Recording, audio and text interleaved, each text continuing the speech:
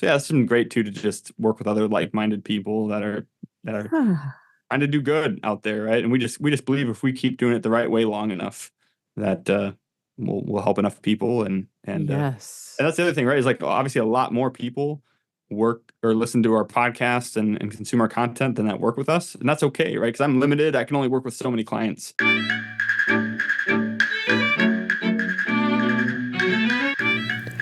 Welcome to Story Power, a bi monthly podcast where my guests and I chat about stories and creativity in all different styles and formats. My name is Lucinda Sage-Midgorden, and my goal is to promote what Dale Carnegie stated in his famous book, How to Win Friends and Influence People. He said, instead of condemning people, let's try to understand them. Let's try to figure out why they do what they do. That's a lot more profitable and intriguing than criticism, and it breeds sympathy, tolerance, and kindness. To know all is to forgive all. It's my firm belief that the goal of most creative people is to try to understand themselves and others. That's what makes artwork of all kinds so compelling. But more than that, the personal stories of my guests promote understanding as well. Roger C. Schenck, a cognitive scientist, said, human beings are not ideally set up to understand logic. They are ideally set up to understand stories. It's my hope that Story Power will help us understand each other better by sharing the stories of my guests. So today is episode 103, and I'm talking to Freeman Linde. And Freeman is a financial advisor. I wish I'd written it down. I didn't write down your motto. Tell what your motto is. Well, I got a couple of them. My main one is helping people retire successfully and stay successfully retired. Because I think anyone can, just stop working, but can you keep not working all the way through and enjoy Right. it? Yes, Um, so welcome to the show. Thanks for having me. And and I love that motto because I'm retired, and I have an annuity and I have Social Security, but what I wanted to do was have this side gig thing where I could make money, and so I'm still working on that little component. And my husband is about to retire too. He's an artist, a graphic artist, and a techie guy. And so he has a side business already. But yeah, so part of the story that I want to know about is how did you discover that helping people with their finances was like, that's what you were meant to do? Yeah. Well, I grew up kind of working class, poor-ish. I don't know, Mhm, depend. mhm. You don't really know where, but everyone else was around me was the same, right? So you don't really know where you fit Mhm. because it's just what you're used to. Right. And not a lot of financial knowledge or those kind of things. And then I ended up listening to like Dave Ramsey's Total Money Makeover book when I was in Mhm. college, and I started it. Someone had recommended to it. I was just like, oh, I'll check it out. I started it, and I ended up listening to the whole thing straight through on my first listen. And Yeah. I was really struck by like, wow, there's a lot more to this than I thought. You can really do a lot when you understand even like the basics of money. Mhm. And, Mhm. this, he wove a bunch of stories through that. And we kind of had our family story of money and how we dealt with it. And had seen a Yeah. lot of other ones and how we relate to money, what we think our money story is, what we tell ourselves about the way that we handle our money or the way that we really relate to money, I think has a huge impact on people and their overall Mhm. finances. And so that really piqued my interest in financial planning and in finances. And so after college, once my wife graduated and um, started her job, I jumped into trying to become a financial advisor.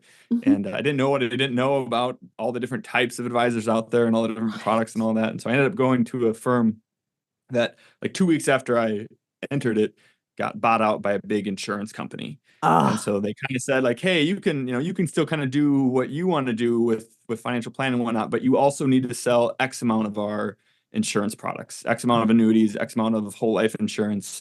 Otherwise, we're going to fire you.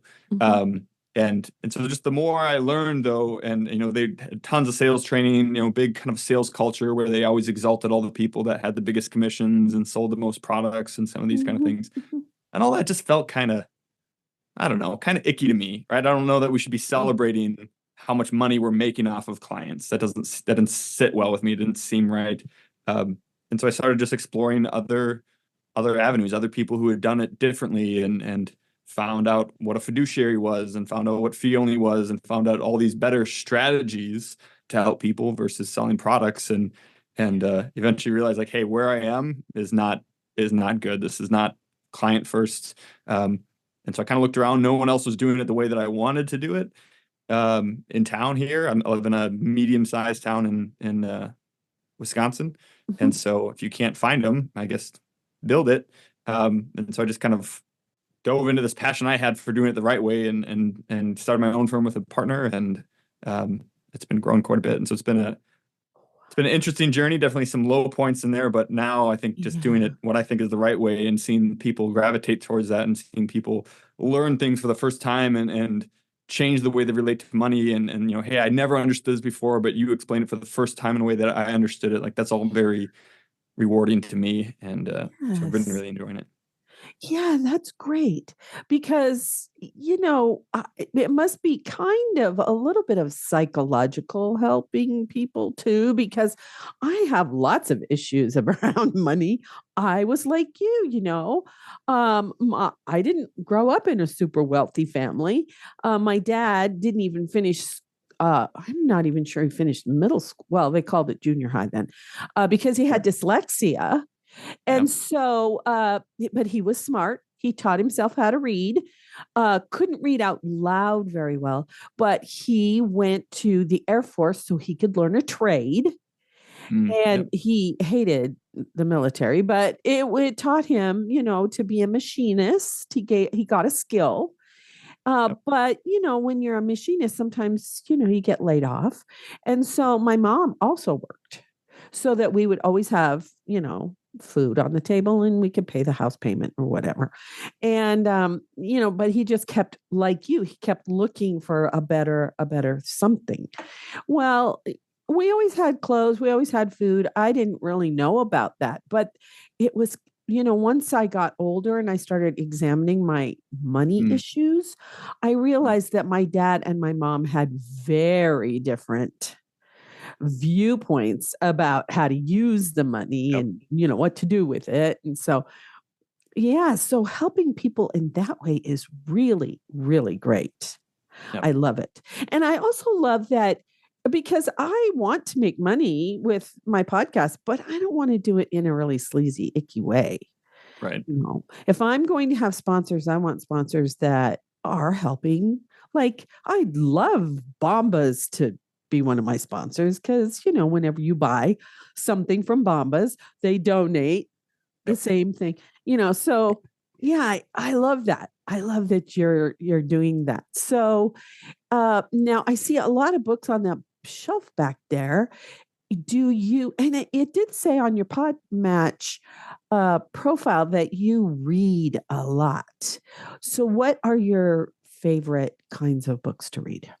Yeah, so and actually I heard you talk about this with someone when I was listening to one of your other episodes that you don't do a lot of audiobooks and that you mostly read. Like you haven't, I think you mentioned that, right? You occasionally do. I'm the opposite. I am all audiobooks all the time. I almost Mm-hmm. never physically read a book. I've Mm-hmm, got two mm-hmm. really little kids, right? And Oh they wake yeah. up at 6 a.m. and so Yeah. there's not a lot of downtime to just sit and read for me. But I love listening to books because it's such a great way to redeem other time that you have, right? Commuting Mm-hmm. time, chores time, shoveling Mm-hmm. the driveway, whatever it is. And you can take any of these monotonous tasks and turn them into great chances for learning, great chances for Right. growing, great chances for enjoyment if you're listening to fiction, all those kind of things. And Right. and while you have to be able to sit down to watch a TV show, you can listen to great fiction doing anything without having to do that. Right. And so While you're doing yeah, so something else.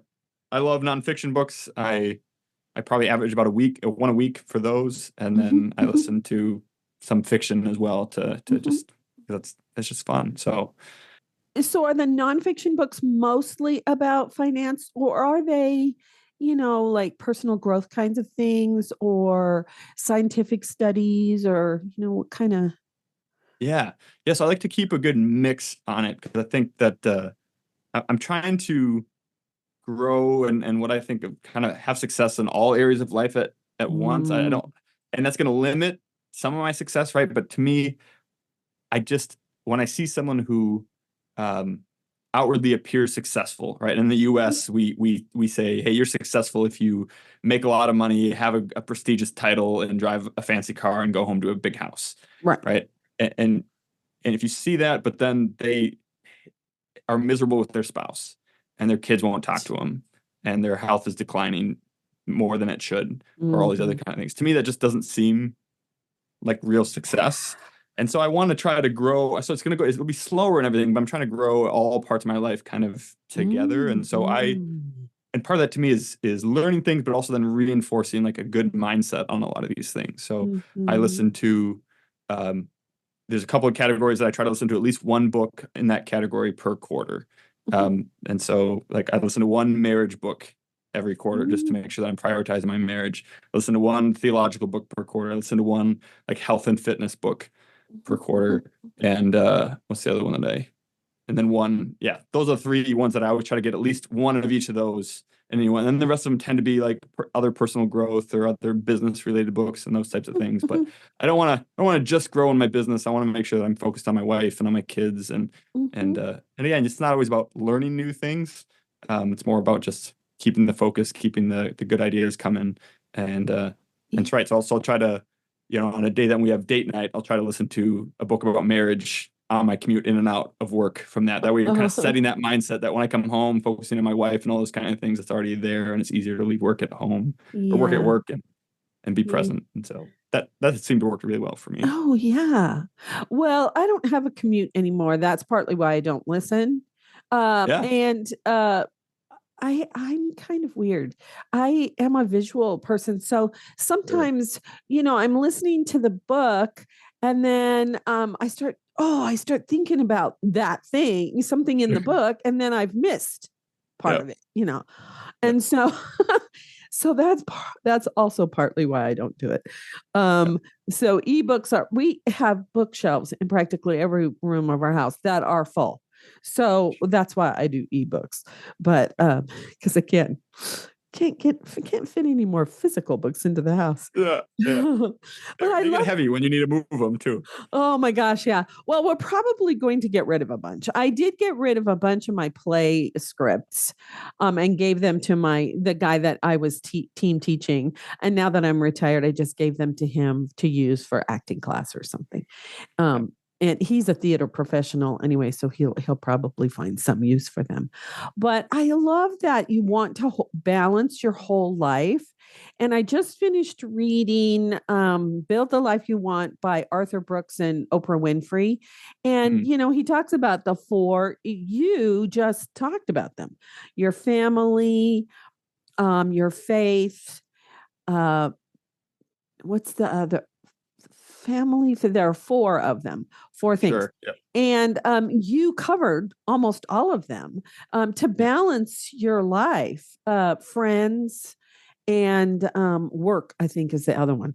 Sure. Yeah. And so yeah, you're already kind of on that path of that a good balance is really, really important. Now, I wanted to ask you about your business. I wanted you to tell a little bit about what you do in your business. Because one thing, what is free only financial? Yeah. Yep. That's a good distinction. Again, one that I think most people don't know about. I didn't even know about it even a couple years into the industry myself. And so there's a couple different ways that a financial advisor can get paid, right? One Oh, of them is through like commissions. So they sell a product and they get paid a oh, big commission on the front end, right? So all uh-huh. most insurance products are like that. Life Yeah. insurance, disability, annuities are like that, right? They find a problem you have, tell you about a fancy product, and then you buy it, you put a bunch of money into it, and then the insurance company pays them a big commission. And then they're Oh, done, right? They don't have to help you anymore after that. Sometimes they'll pay little tiny commissions afterwards to help service it, but they make mhm, most of their money on the front end.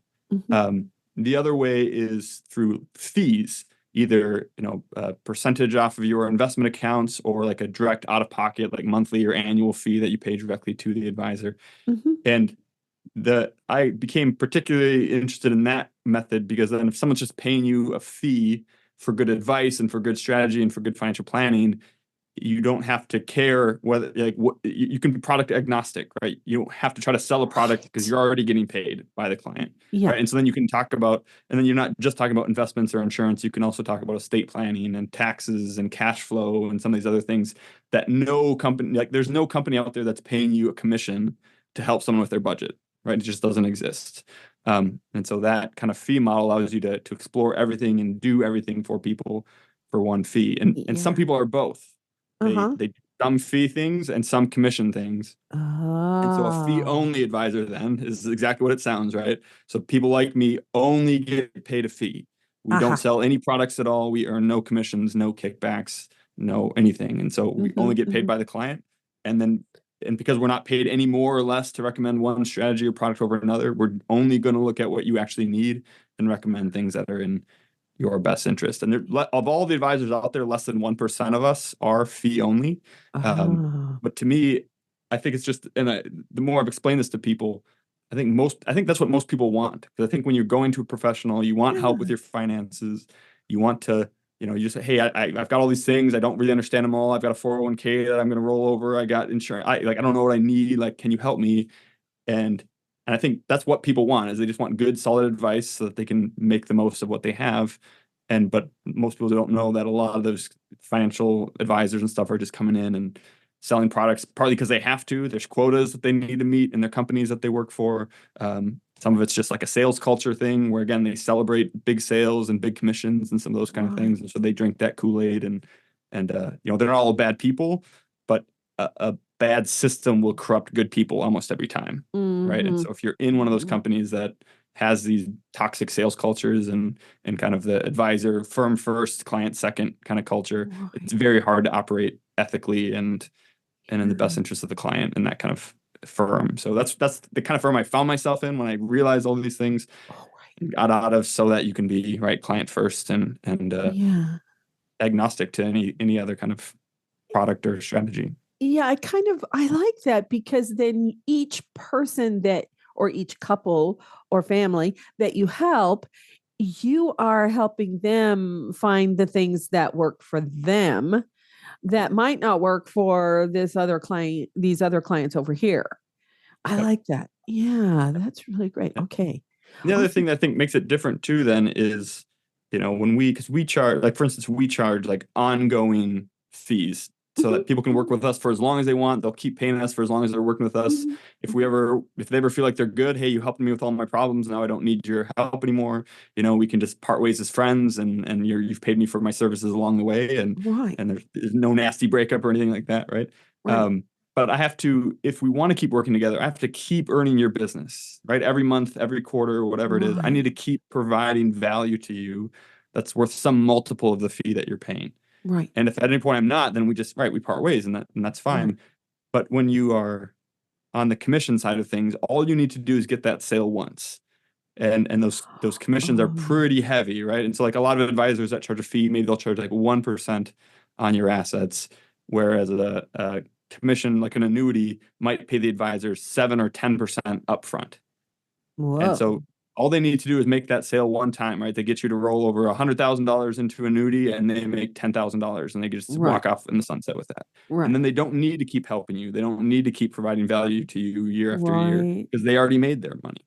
Yeah, Whereas someone who's getting paid 1% ongoing needs to keep working with you, needs to keep helping you, right. needs to keep supporting you towards your goals. And so I think it's just better for the client to get that ongoing help than to, you know, buy some product and then watch them drive around in their Maserati that they that they bought off that. Right, right. Yeah. Well, no, I like that you are committed to helping educate people. It sounds like that's what you're doing is as long as they pay you, you're educating them about their finances and how to manage their money. And for somebody like me, I'd probably have to keep paying you forever because I don't really understand all that stuff. But but it would be great to have your support because we have an accountant, and I asked her some questions about, because I have story power and because I'm writing a book and because I have everything I do is about stories.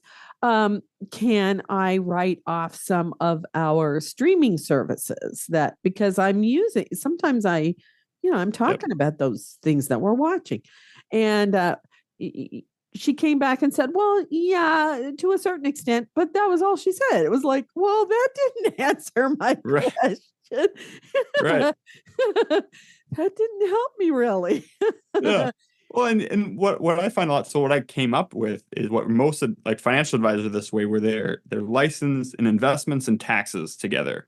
And so they can do investments or sell Oh, investment products and they can sell insurance products. And so most advisors that you meet with will do those two things together, but they're not mhm. licensed to do taxes. And so you have your tax accountant to do that, right? And you got Oh, your financial right, advisor for your investments and insurance. And so right. oftentimes for this many times, right, where a client will have some tax question about their investments because you can't do anything with finances without the government getting involved with taxes, right? It's like their Right. favorite thing to do. And so they ask them some question, like, hey, I'm sorry, I can't answer that. It's a tax question. Go ask your tax advisor. And then you'll go ask your tax advisor and you say, well, what about this, and this? Like, well, hey, I don't really know because I don't know what accounts you have or whatever. And so you're getting, I don't know, go ask the other person from both Right. sides. And you're like, well, that's not very helpful. And so one of the things that we've done is we dropped our insurance licenses so that we could be fee only and instead picks up tax licenses so that we can do those two things together, right? Because both of those you pay a fee, you don't earn commissions off taxes or investments. Right. Um, and so that allows us to say, hey, if you have that tax question, we can answer that. If you have that investment question, we can answer that. If you have that net worth or estate planning question, we can answer those too. And we just find that everything in finances and everything, like it all tends to work together, right? It's very hard to Hmm. separate some of those things. And so to be able to give that advice and that planning across all those things to people, um, we've just found that people are really receptive to that. And I'm surprised that there aren't more advisors that do investment and taxes like we do, just because Right. the reception has been so great. That seems like a very natural pairing to me. Yeah. Yeah. Well, people need it. I mean, need advice. I mean, people like Barry and I who are creatives and he wants to keep doing his artwork when he retires in a couple, well, 3 or 4 months, however many months. And he already has a little side business where he helps people with their computer problems. And it would be nice to know what kinds of things we can write off, Right. you know. Yep. But we don't really have that. The tax woman that we have does help creative people. So Yep. she does Cool. have a little bit of knowledge, but it would be nice to also have how can we make a few investments over here, which we both each have a little investment Yep. accounts.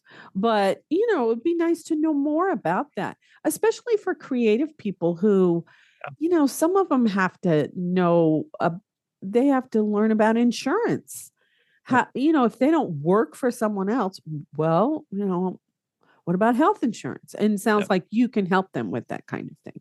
Right. Well, and that's the thing, right? Is like we are all limited by our time and mental capacity and everything to mastering a few certain areas of life, and we can't all Mm-hmm. be masters of everything. And so Mm-hmm. like, right, I'm not artistic at all, right? I'm married to an Mm-hmm. art teacher, and so she does all those things, and she's so good at Mm-hmm. many different art forms at craft, making our house a home, all these different things, Mm-hmm. and I just Mm-hmm. have no skill in that or whatever, but I make spreadsheets for fun, right? And Mm-hmm. so you Mm-hmm. can, and that's why I think it's so great to be able to work with different people that can fill in the spots that you're not good at, right? And so like, and one of Mm-hmm. the things that we do is we do a lot of educational things, right? So we have our main financial planning practice, but then we also have this other kind of side business called Retire Mentorship, and that's where we do all of our free financial education for people, right? So we have a weekly podcast, a quarterly magazine. We've got some workshops on there. I offer my book for free on there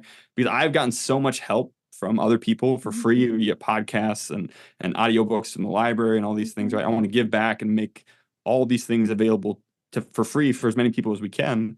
But as you know, right, like developing these things take time. There's like an Mm-hmm. artistic side of like graphics and all these things, and like that's not Mm-hmm. my strong suit, right? And so we have someone else that we delegate that to, that we outsource that to help us with Mm-hmm. that because I'm not good at those things. And so I think Right. sometimes we try to force ourselves to be good in areas of our life that we're not.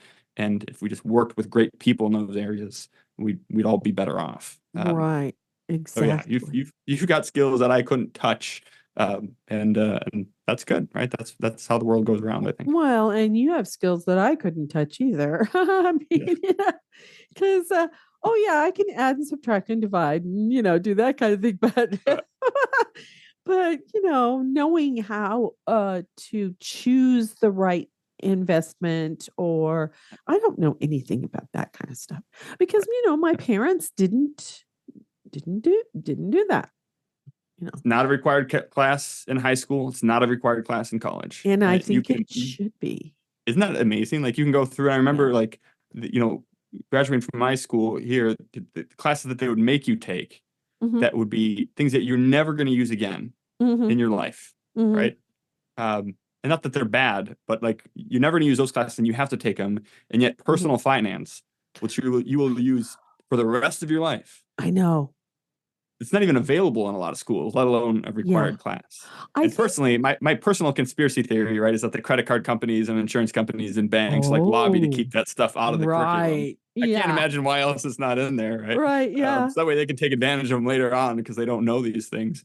So in some ways, right, we're all a product. Our own financial ignorance is a product of our environment and our Right. educational system and some of those things. Hmm. And that's why I think we got to take it upon ourselves to teach ourselves to find good podcasts, find good books, find good Right. people who have more of a heart of a teacher who will educate you versus just trying to Right. sell you things. Right. And so one thing that we try to do, right, is we like in retirement mentorship, I try to keep like the jargon out of it as much as possible. Mm. You're not gonna listen to one of my podcast episodes where I'm talking about investment alphas and betas and coefficients and all, because like who cares? Right? Nobody cares. I know that stuff, but you don't need to know that. Yeah. And Their so their heads are going to be spinning. yeah, yeah. So we try to keep it related to your actual life, right? Things that you'll Right. actually need to know, and even we talked a little bit earlier about like the stories that we tell ourselves about our money, Right. right? And so how do we change some of those, right? So one of the big things that I'm heavily invested in is changing the way that we think about and behave around investing in the stock market, right? Right. Because I think for a lot of us, when we think of the stock market, especially as people get closer to retirement or they're in retirement, right? It's one thing when you're in your 20s or 30s and you're throwing money in your 401k and the market's going up and down and you don't really care because you're like, I got time. Mhm. It can go down. I got plenty of time for it to come back. I don't need this money forever. And then that starts to shift for most people in their 50s and 60s. We're all, and then especially when you retire, right? And you're going from throwing money in, not caring about it to, man, I have to live on this. Right. Right. And now when the value of that goes down by 30 or 40% inside of a year, Yeah. and you spend 30 years building up this nest egg, and then you see it get cut in a third and in 30 days, like we saw in COVID, it doesn't feel the same You're when you're right. in retirement or close to it. Yeah. And so you hear this a lot of people say like, oh, I lost so much money in the stock market, or I don't, it's too risky, or I don't have time for this money to come back. And these aren't mathematical equations, right? These are all stories that we are telling ourselves Right. about what is happening. Right. And so to even just change the way we think about, so one of the things that we talk about a lot on our podcast is like we don't invest in the stock market, because I think when we think about it that way is right, we are, we think of people on the New York Stock Exchange like waving tickets and yelling and screaming buys and sells Right. and trading, trying to Yeah. buy low and sell high and arbitrage and all these things. Right. And that's not what most of us do. Instead, we talk about being co-owners in the best businesses in the world. Because that's Right. ultimately what we're doing when we're investing in companies in the S&P 500 and whatever else. Hmm. We are Hmm. becoming co-owners, right? We get ownership shares, stock in Hmm. these Hmm. companies, and we are now business owners. And Hmm. when these businesses do well, we do well. And when they go through some slumps, we're not going to see as much growth, as much, profits Hmm. and those kind of things. But these businesses are really well run and they find a way to come back. And as long as we just hold on, we will see those profits come back as well. And so like we don't Hmm. lose money in our Right. businesses, right? The value of our businesses has temporarily declined Right. and it will eventually continue on its permanent advance. Right. And that's a different way, that's a different story that we can tell ourselves instead of I lost money in the stock market. Right. So just I- things like that, right? Changing the way that we think about money so that we're less likely to panic and sell out at the bottom of Right. the COVID-19 crash Right. or in the bottom of the 2021, 2022 dip. Right. These kind of things, right? And so that's where we spend a lot of our time on the education, not on the math and the the alphas and all these things, but just on the way that we relate to it. And I think people have been really, really receptive to that. That is so great. I love it. Now, you have a podcast, but I noticed on Podmatch that there's only one link and it's to your website. So can people access the podcast through, what's the name of your podcast? I'm going to write that down. Yeah, it's a retire mentorship. One word. It's putting retirement and mentorship together, right? We kind of tell you, hey, we're going to be your mentor to and through retirement. Um, and so yeah, it's available on all major platforms. Okay, you can good. also find links to all those platforms on our website, retirementorship.com, and you can browse the different episodes and whatnot. Okay, good. We've got about 150 of them out so far. Oh, wow, Across good. all different kinds of topics. And so the website's probably the easiest one to find, like ones that you're interested in, right? Because we also have them categorized by mindset or by cash flow or tax or whatever. It's tax season now, right? Going into that. So if you're really interested in tax or tax planning, right, you could find episodes related to that. And then from there, you can find links out to listen to it at Spotify or Apple Podcasts or iHeartRadio or whatever you prefer there.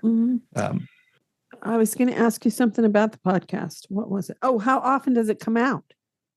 Every Thursday. Yeah. Oh, once a week. Once a week. Yep. Okay. Every Thursday. Okay.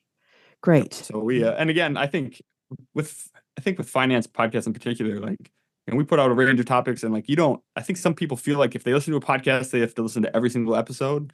And I just don't think that's the case, especially with finance ones. Like, just go through and find the ones you are interested in listening to and do that, and skip the rest, and don't feel like you need to listen to every single one, right? So like, I'm doing one, I was actually working on it today. That's going to come out in a week or two here. That's on should I buy a fixed annuity or an index annuity, excuse me, because that's a big popular thing right now. And if you don't own one and no one's ever tried to sell you an index annuity, then you don't have to care about that. And you could just skip that one. But if someone was just talking to you about, hey, you should buy this index annuity and, here's all the benefits and stuff, then you should probably learn from someone who doesn't sell it what's going on there, right? Because someone who's getting paid a huge commission to sell that to you is going to tell you a different story about that product than someone who's completely has no skin in the game as to whether you buy one or not. Right. And so it's going to be relevant to some people and completely not relevant to others. And that's okay to skip the ones that don't apply to you. Yeah. Oh, well, I just love that there are so many people out there who are finding their niche in the world to help other people. And, you don't have to be a teacher a formal teacher, because I used to teach high school too, and then college. Right. But you don't have to be a formal teacher. You are a teacher and you're helping people in a really clean, caring way. I love that. I love that. And I've met other people who, they help artists or, with their marketing or something. But they're doing it in a way that's not sleazy, which, right. Yep.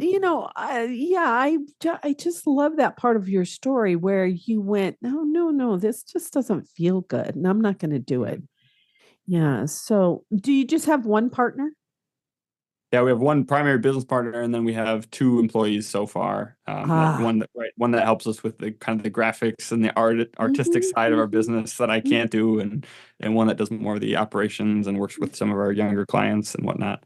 So yeah, it's been great too to just work with other like-minded people that are trying to do good out there, right? And we just believe if we keep doing it the right way long enough, that we'll help enough people, and yes. And that's the other thing, right? Is like, obviously a lot more people work or listen to our podcasts and consume our content than that work with us. And that's okay, right? Because I'm limited. I can only work with so many clients in my life, right? We're still taking on clients, but like at some point I'm gonna have to stop that because again, I'm not willing to sacrifice my time with my family and faith and fitness and all those things just for more clients. But we love to just help other people. And we want to, even if you don't want to work with us, like we want to make sure that you at least know the types of people that can help you the best and know where to find them and where to go, and if, we work with virtually with people all over, but I know a lot of clients want to be able to walk into an office and sit down face to face with someone in person. Right. And that's great. And so that there's nothing wrong with that. Right. But then where would you go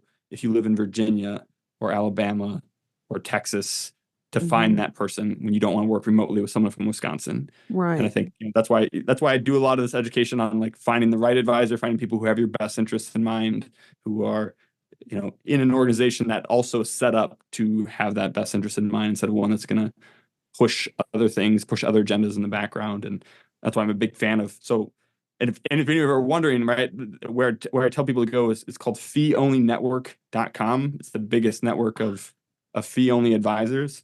And so if you are listening, if any of this stuff is like struck a chord with any of your listeners and like, oh, that's interesting. Like I've never thought about that. I didn't know that was a thing.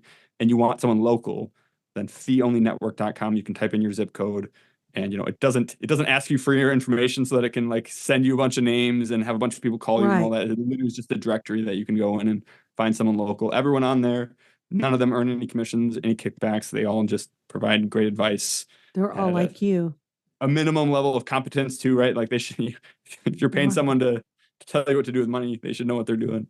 Right. And so that's a great place for people to go. Yeah. And so, like the people that are on that directory, did they have to meet some sort of standards to get on that directory?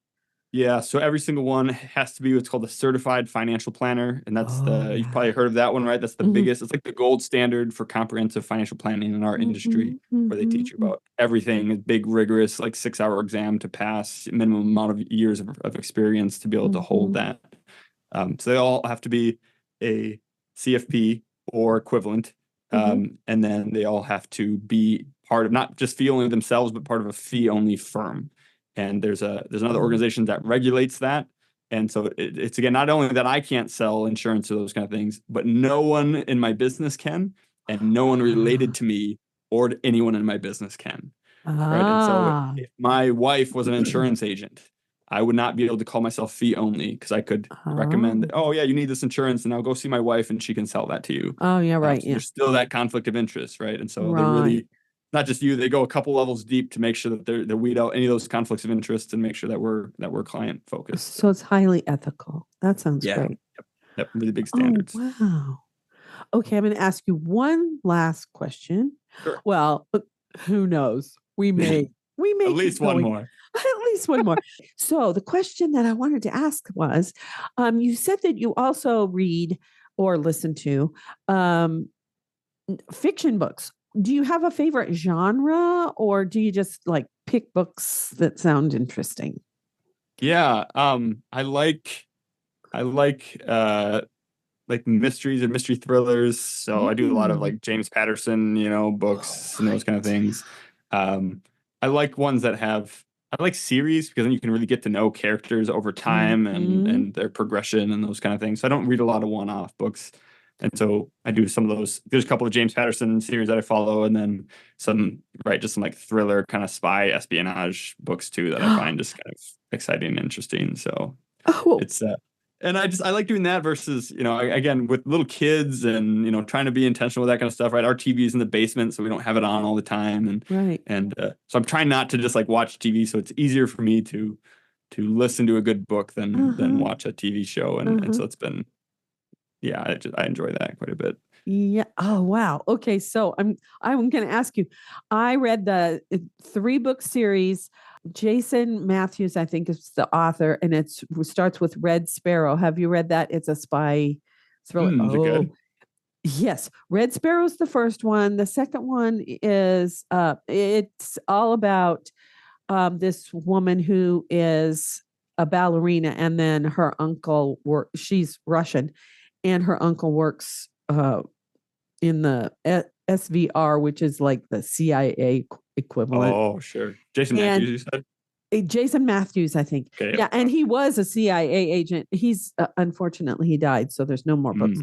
But the trilogy is really great, and Putin is a character in the second 2 books. He's sort of implied in the first book. Sure. Yes. Yep. So she gets injured, and her uncle pulls her into the SBR, and then when she gets in there, she Mm. realizes I don't like the Russia that I'm living in, and so she becomes a U.S. asset. Cool. That sounds And interesting. Did it it's close? Like, did they close the loop on the story? Like, it's a true yes, trilogy, not a, hey, I wrote 3 yes. books and I meant to write more, but never got Oh, around to no, it. Okay, no. good. Yeah, it's closed. It's Yeah. but it's oh man, the All stuff right. they go through is, you probably will really like it. Yeah. I got it pulled up here to make sure I queue it up after this. So that sounds Yeah. great. And they made a movie out of the first one, Red Sure. Yeah. Sparrow, with Jennifer Lawrence. I absolutely love her. But they couldn't, I don't think they could go on with it because Putin's such a big character and they can't, Sure. Yeah. We don't want to pick a fight. They don't want to pick a fight with him. In fact, there's a note at the end of the third book, something about we had to do thus and so just in case Putin came and sued us, or Yeah. Oh, Well, anyway, most of the books that I read are on like they'll have like the Russian prime minister, whatever, right, president or whatever his name, and like it'll be someone else's name, but you right. know it's Putin, right? Yeah, they actually use his name. Yeah, yeah. That's great. So, and I I loved that book, and there was another one that I read. Oh, it was a Louis L'Amour book, Oh yeah, I haven't called read those in a long time. "The Last of the Breed," and it's this Cold War, Cold War, and this Native American pilot gets shot down, and they take him to Siberia. They're trying to find out something about the planes that he's test flying, but he escapes. And so those two books, it was like, or those two sets of books, I got this picture of what it must be like to live Mhm. in Russia. And it's so sad. So you kind of understand why the main character becomes a U.S. asset, because she just can't stand the way the regular, ordinary people are being treated. And Yep. yeah, so but it's pretty scary Yeah. at times. Well, that's why I feel like with so many of those countries, right, they have to keep such a tight lid on the media and some of those other things so that their citizens don't see how good other people have it. And, you got to keep them. From Yeah. everything I hear, it doesn't sound like a great place to live No, overall. Better. no.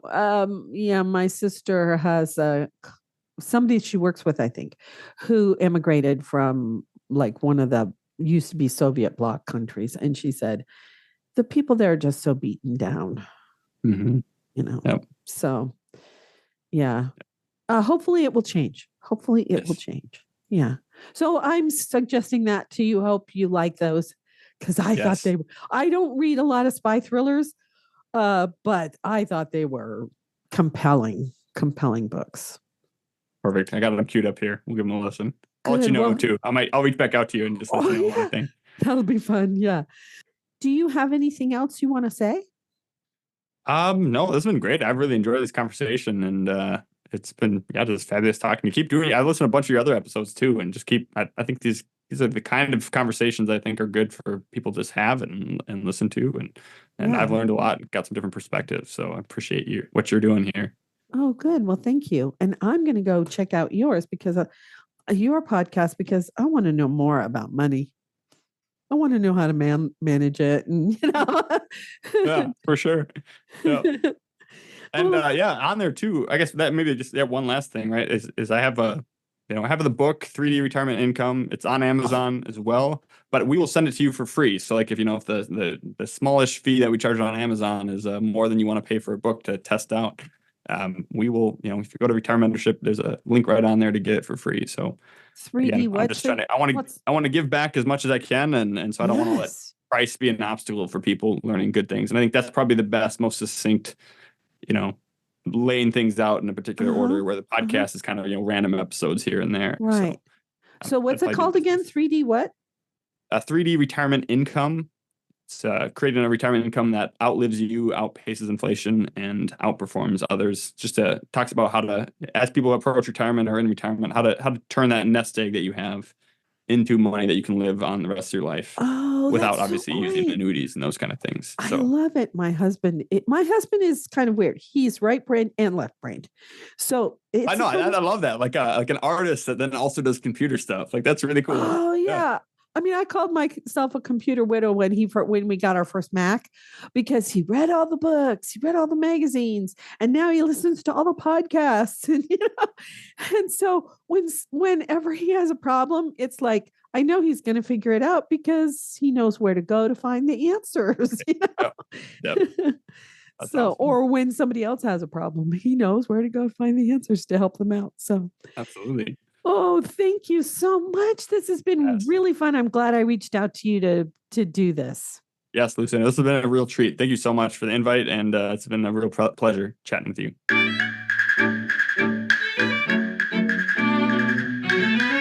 I hope you enjoyed the show. If you like what you heard, please share it with a friend and give us a rating and/or review on your favorite podcast app. It will help people find us. I invite you to join my Patreon community at patreon.com/storypower, all one word. Or if you like, you can subscribe to Story Power on Apple Podcasts. It's my aim to build a community where we discuss the stories we love and talk about what we learned from them. I offer extra audio content and story suggestions to my patrons on both platforms. Remember, as Philip Pullman said, after nourishment, shelter, and companionship, stories are the thing we need most in the world. Let's spread the story love. Until next time, this is Lucinda Sage-Midgorden. Thanks for listening.